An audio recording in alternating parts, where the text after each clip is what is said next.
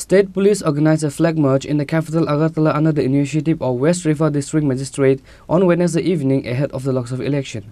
West Rifa District DM Vishal Kumar and West Rifa District SP Kiran Kumar K were present.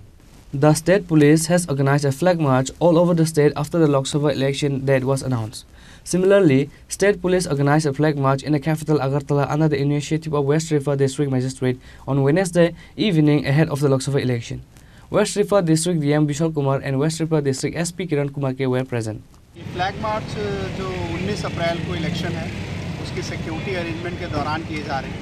ये standard operating procedure है। हम आम जनता में ये संतुष्टि देना चाहते हैं कि ये जो भी चुनाव लोकसभा का होगा उसमें किसी भी तरह की कोई भी हिंसा नहीं होगी और किसी भी तरह के अनटोवर्ड इंसिडेंट को डील करने के लिए सफिशिएंट हमारे पास फोर्सेस हैं और ये फोर्सेस दिन रात अपने जो नागरिकों की सुरक्षा के लिए तत्पर हैं और हम उम्मीद करते हैं कि किसी भी तरह की कोई कंप्लेन हमारे जो फोर्सेस हैं वो अच्छे से डील करेंगे और हमारे जितने भी नागरिक हैं वो बिना किसी संकोच के मतदान का इस्तेमाल करेंगे। डेली क्या इस तरह फ्लैग मार्च होगा?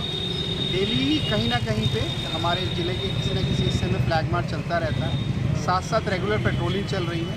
जो भी सेंसिटिव वनरेबल एरियाज़ हैं उसमें रेगुलर पेट्रोलिंग चल रही है और इसके साथ साथ हमारी स्ट्राइक फोर्सेस भी हैं। अगर कोई पे कहीं हिस्सा होती है तो उसको जाके इमीडिएटली डील किया जाता है। वही डिस्ट्रिक्ट में कितना फोर्स डिप्लॉय करा है?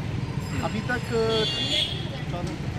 तक 14 सेंट्रल आर्म पुलिस फोर्सेस, मतलब लगभग 1400 से 1500 सेंट्रल आर्म पुलिस फोर्सेस के लोग हैं। इसके साथ साथ हमारे TSR और स्टेट पुलिस के भी जवान इसमें अभी कार्यरत हैं।